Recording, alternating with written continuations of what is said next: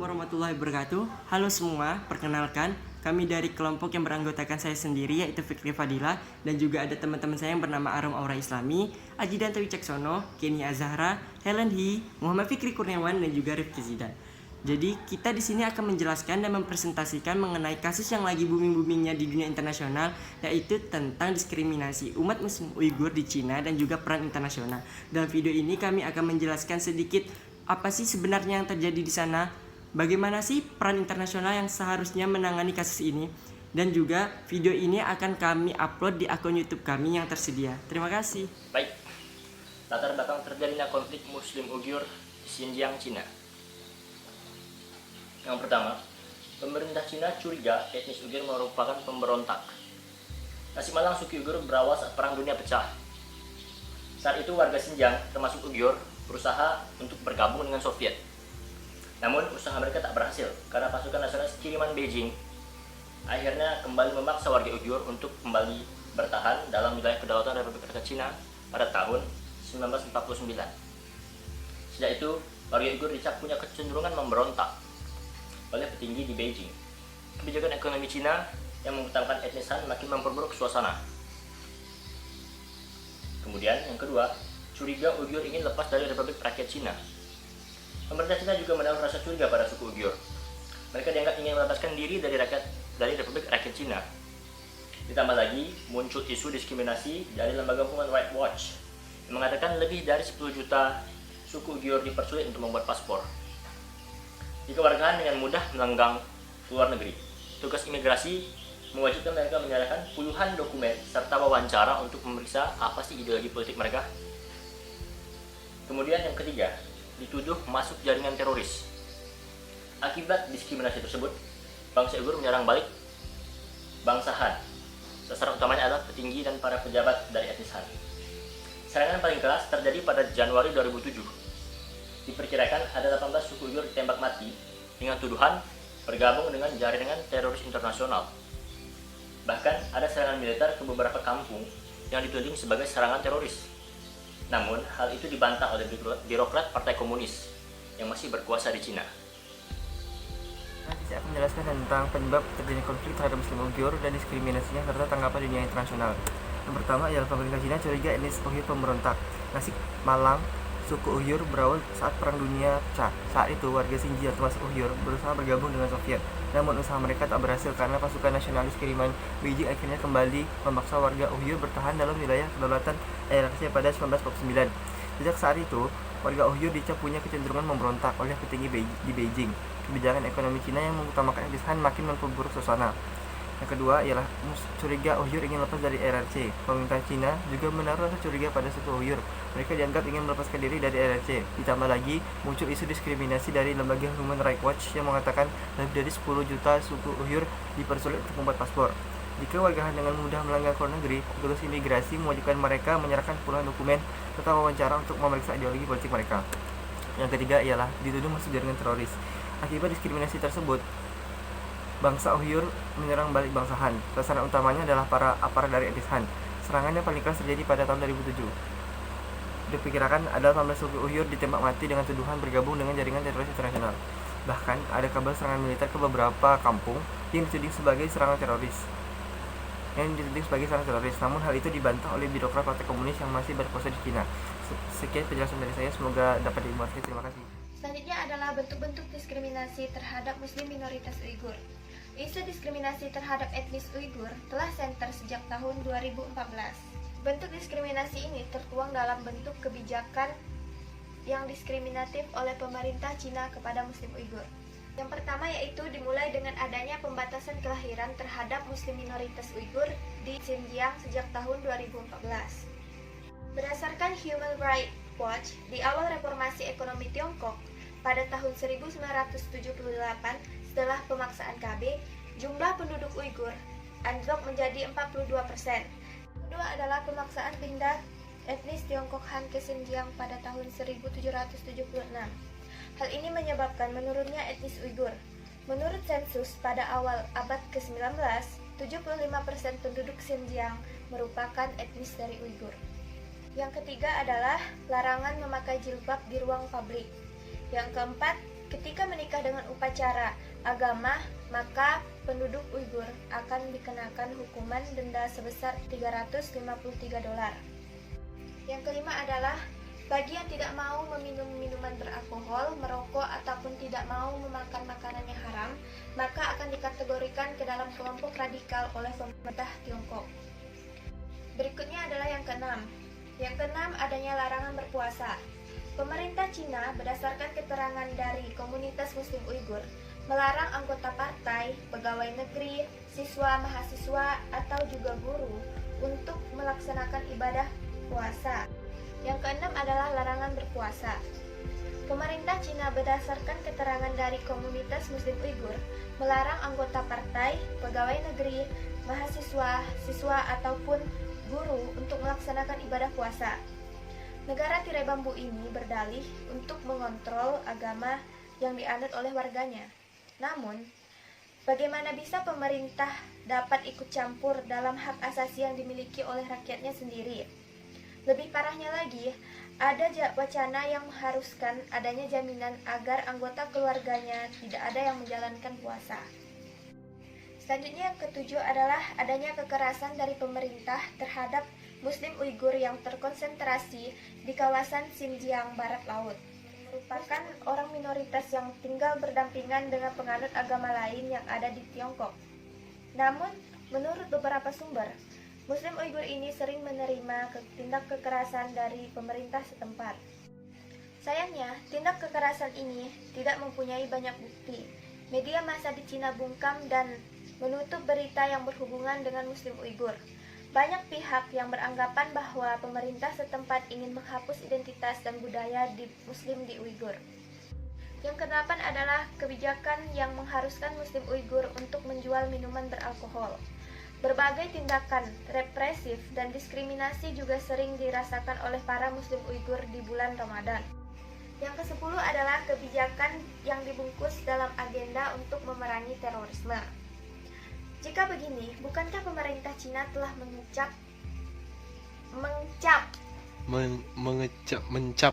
Yang ke-9 adalah pemerintah membuat kebijakan yaitu restoran yang berlabel halal untuk tetap buka di jam-jam bulan Ramadan. Bagi mereka yang merupakan Muslim Uighur dan menjalankan kebijakan ini, maka akan diberi imbalan dan tidak akan diperiksa oleh petugas keamanan. Yang ke-10 adalah kebijakan yang dibungkus dalam agenda memerangi terorisme. Jika begini, bukankah pemerintah Cina telah mencap bahwa etnis Muslim Uighur merupakan teroris tanpa dakwaan dan bukti? Mereka ditahan di kamp dan mendapatkan perlakuan yang kasar. Kelompok hak asasi manusia termasuk Amnesty International dan Human Rights Watch memberi laporan kepada Komite PBB yang mencatat tuduhan penahanan massal pada kamp di mana para tahanan ditahan dan dipaksa untuk melakukan sumpah kepada Presiden Xi Jinping, yaitu Presiden Cina. Mereka sengaja membentuk kamp penahanan yang diisi dengan pembatasan praktik ibadah dan indoktrinisasi politik. Perlakuan ini dilatar belakangi oleh perbedaan agama dan keyakinan untuk menindas Uighur yang merupakan keturunan Muslim Turki asli di Asia Tengah. Baiklah, demikian materi tentang bentuk-bentuk diskriminasi terhadap Muslim Uighur yang dilakukan oleh pemerintah Cina yang dapat saya sampaikan. Untuk materi selanjutnya akan disampaikan oleh teman saya. Selanjutnya, saya ingin menjelaskan mengenai respon dunia internasional terhadap kasus yang terjadi. Dan sebelumnya, saya ingin mengelompokkan dua respon internasional, yaitu dari negara-negara barat dan yang kedua adalah dari negara-negara dengan mayoritas muslim. Negara barat mendesak agar negara Cina menghentikan aksi yang dilakukannya terhadap Muslim Uighur dan juga berpendapat bahwa segala tindakan yang dilakukan Cina adalah pelanggaran internasional. Setidaknya terdapat 22 negara di dalam badan PBB yang mendesak Cina agar menghentikan aksinya. Cina juga diminta bekerjasama dengan UN High Commissioner for Human Rights untuk membiarkan PBB menginvestigasikan wilayah tersebut.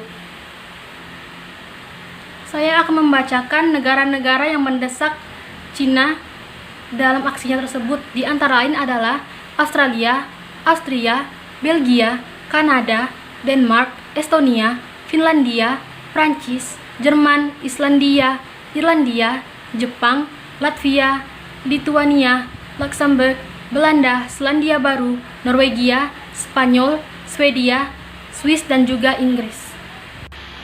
PBB juga meminta agar Cina mengakhiri penahanan tanpa dakwaan hukum atau vonis. Serta PBB juga meminta data-data orang yang ditahan dengan alasan mengapa mereka ditahan di wilayah tersebut. Selanjutnya, saya ingin menjelaskan tentang respon negara-negara mayoritas Islam terhadap kasus ini. Namun, respon dari negara-negara mayoritas Islam tampaknya berbanding terbalik dari respon negara-negara Barat.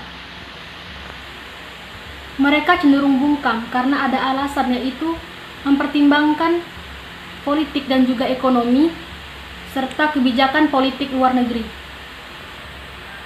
Indonesia dan Malaysia misalnya, menganggap bahwa Cina memiliki kepentingan nasionalnya terhadap wilayah tersebut, dan Indonesia dan juga Malaysia serta Turki melakukan semacam non-intervensi terhadap kasus ini.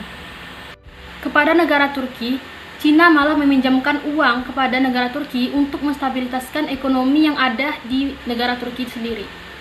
Hambatan lain datang juga karena sekitar 20 negara dari 57 anggota OKI atau Organisasi Kerjasama Islam merupakan mitra dagang dari negara Cina. Hal tersebut juga menjadi penghambat bagi negara-negara Islam untuk membantu Muslim Uighur karena memiliki kepentingan tersendiri dengan negara Cina itu sendiri. Sekian dari saya, terima kasih. Tadi teman-teman saya telah menjelaskan secara detail mengenai kasus yang sebenarnya terjadi di Cina. Sekarang saya akan menganalisa bagaimana sih peran internasional itu yang seharusnya menangani hal ini. Sebelum memasuki analisa saya akan membacakan terlebih dahulu mengenai represi yang dilakukan oleh negara Cina terhadap Muslim Uighur. Yang pertama itu, aparat Cina memukul mundur dan menangkap ratusan orang etnis Uighur yang melakukan protes terhadap pemerintah Cina. Ini terjadi pada tahun 1090. Terus ada Cina menyebut separatis Uighur menjadi bagian dari Al-Qaeda dalam peristiwa serangan 11 September. Akibatnya 20 orang Uighur dipenjarakan di Guantanamo Bay. Terus ada pemerintah Cina menghilangkan penulisan bahasa Uighur dalam alfabet Arab di lembaga pendidikan tinggi. Terus ada orang-orang Uighur dilarang pergi keluar dari Xinjiang oleh pemerintah Cina sendiri. Yang ketiga ada Uighur yang menetap di kota lain di wilayah Tiongkok mendapat penilaian miring dari etnis lainnya atau mendapatkan diskriminasi dari rakyat Cina lainnya. Terus yang terakhir ada Cina menahan 1 juta orang Uighur di kamp penahanan yang disebut sebagai pusat pelatihan politik atau reedukasi untuk menangkal aksi terorisme.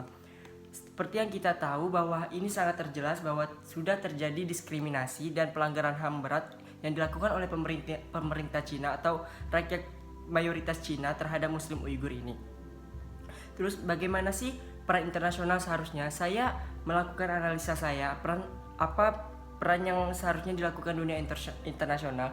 Yang pertama itu ada satu saja sih analisa saya. Yang pertama saya menganalisa bahwa dunia perlu mendesak Cina menghentikan kekerasan dan diskriminasi terhadap Muslim Uighur. Mengapa hal ini perlu dilakukan oleh forum dunia? Karena saya percaya bahwa with hand in hand konflik ini akan segera berakhir atau akan segera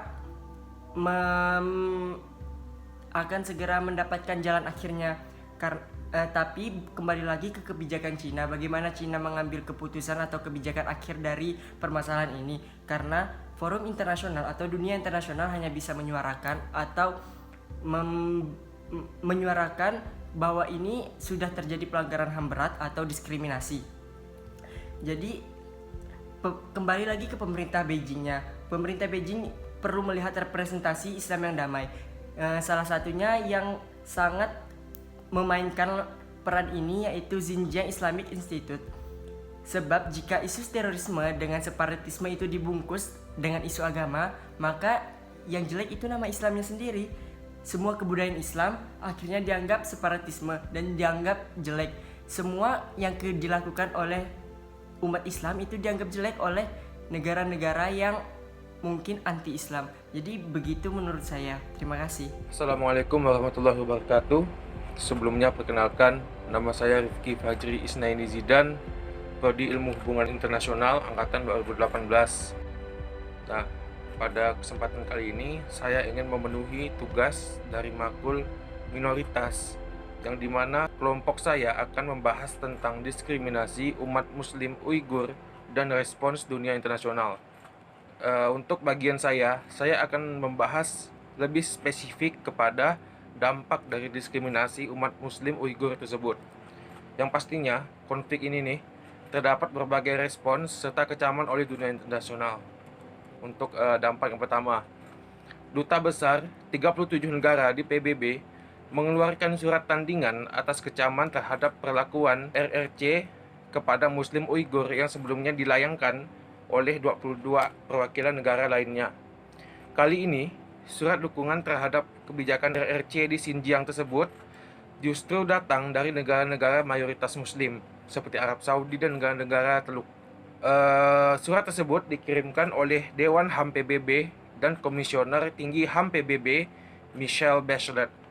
Isinya, sebanyak 37 negara itu mendukung posisi Cina di Xinjiang dan kebijakan yang mereka lakukan di sana. RRC telah mengundang sejumlah diplomat, organisasi internasional, dan wartawan ke Xinjiang untuk menyaksikan kemajuan HAM dan hasil dari kontraterorisme serta deradikalisasi, tertulis dalam surat yang diperlihatkan ke publik tersebut. Selain Saudi dan Rusia, surat yang berhasil dilihat Reuters itu turut ditandatangani oleh duta besar dari Korea Utara, Venezuela, Kuba, Belarus, Myanmar, Filipina, Suriah, Pakistan, Oman, Kuwait, Qatar, Uni Emirat Arab, Bahrain, dan juga sejumlah negara di Afrika.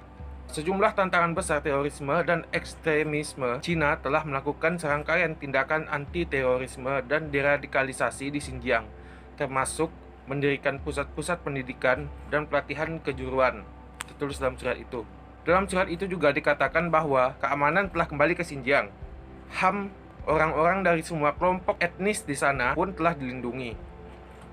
Surat tersebut turut menjelaskan bahwa tidak ada serangan teror yang terjadi di Xinjiang selama 3 tahun terakhir dan masyarakat di sana menikmati kebahagiaan dan keamanan yang lebih kuat. Itu untuk dampak yang pertama ya.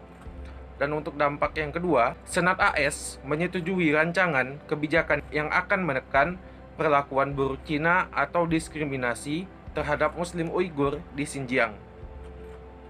Rancangan kebijakan tersebut akan membuat AS dapat memonitor komunitas Uighur secara efektif. Dikutip dari channel News Asia, Senat AS menyetujui kebijakan HAM Uighur pada Rabu 11 September 2019. Namun, masih perlu persetujuan dari DPR, yang kemungkinan besar akan lolos karena banyak pendukung bipartisan di dalamnya. Kebijakan tersebut didasarkan pada laporan intelijen AS selama 6 bulan di komunitas Uighur di Xinjiang, tempat sekitar 1 juta umat muslim Uighur ditahan dalam kamp-kamp konsentrasi. Selain itu, kebijakan itu juga berdasarkan laporan koordinator khusus Departemen Luar Negeri Xinjiang dan FBI tentang pelecehan dari warga Cina komunitas Uighur. Kebijakan ini mengharuskan Menteri Luar Negeri AS mempertimbangkan sanksi bagi para pejabat Cina atas tindakan yang dilakukan di Xinjiang, terutama Chen Guangwo, ketua Partai Komunis yang berkuasa di Xinjiang. Pihak Trump sendiri terus mengkritis Cina atas diskriminasi di Xinjiang, menyebutkan bahwa apa yang dilakukan terhadap Uighur di Xinjiang tersebut adalah pelanggaran HAM dan pengekangan hak-hak sipil Uighur. Dan untuk dampak yang ketiga lebih terkait kepada dampak ekonomi, yang dimana dampak ekonomi ini akan memiliki impact yang lebih besar. Diperkirakan lebih dari 1 juta umat Muslim ditangkap dan dipaksa untuk menanggalkan bahasa dan kepercayaan mereka. Investasi Cina di negara-negara Timur Tengah dan Afrika Utara dari 2005 hingga tahun 2018 telah berjumlah 144,8 miliar dolar. Sementara di Malaysia dan Indonesia jumlahnya 121,6 miliar dolar. Dibandingkan periode yang sama, menurut lembaga think tank America Enterprise Institute, Beijing telah banyak berinvestasi di industri minyak dan gas milik negara Arab Saudi dan Irak, serta menjanjikan investasi berkelanjutan di seluruh Asia, Afrika, dan Timur Tengah. Tampaknya untuk menghentikan negara-negara ini secara terbuka mengkritik Beijing, kata Dr. Clark. Perlakuan yang diterima oleh Uighur disebut-sebut sebagai respon atas rangkaian serangan mematikan di wilayah Xinjiang. Tetapi, perlakuan pemerintah Cina terhadap Uighur dan kelompok Muslim lainnya tidak menghalangi turis-turis Muslim untuk bepergian ke Cina. Para pelancong Muslim menghabiskan lebih dari 11,3 miliar dolar di Cina tahun 2018, sebuah angka yang diperkirakan akan meningkat 1,4 miliar per tahun menurut laporan terbaru perusahaan riset pasar Salam Standard. Oke, mungkin sekian dari saya terhadap penjelasan dari dampak dari diskriminasi umat Muslim Uighur. Apabila terdapat salah kata, mohon dimaafkan. Sekian, terima kasih. Wassalamualaikum warahmatullahi wabarakatuh. Assalamualaikum warahmatullahi wabarakatuh. Saya Arwa Reslami. Baik, langsung saja saya akan melanjutkan penjelasan teman saya yang kami akan membahas tentang diskriminasi terhadap umat Muslim Uighur. Baik, pada pembahasan sebelumnya teman-teman saya sudah menjelaskan tentang bagaimana latar belakang terjadinya konflik internal yang ada di Cina sendiri, dan juga dikaitkan dengan bagaimana respon dunia internasional dalam respon konflik-konflik yang ada di China sendiri.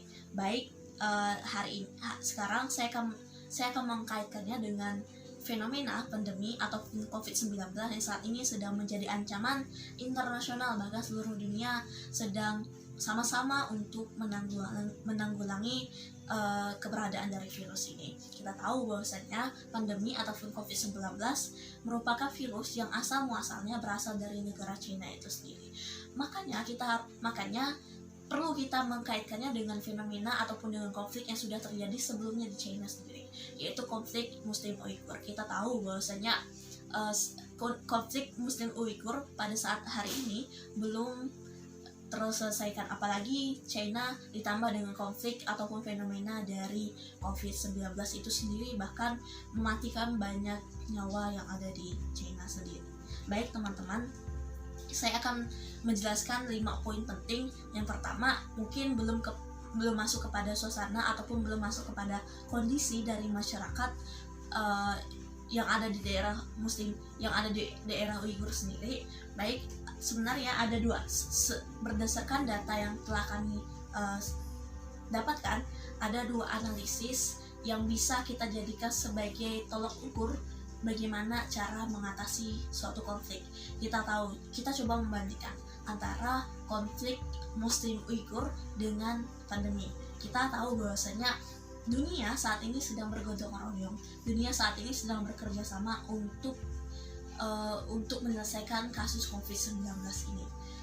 Jika kita bayangkan ataupun jika kita analogikan dengan apabila solidaritas aksi global seluruh dunia mendukung dan menegakkan hak kemanusiaan bagi masyarakat Muslim Uighur, maka bisa dipastikan kasus-kasus di Uighur bisa cepat teratasi dan mereka dan hak asasi kemanusiaan akan tetap dinomorsatukan. Baik, yang kedua, ini menjadi pendapat tambahan ataupun argumentasi tambahan dari kelompok kami.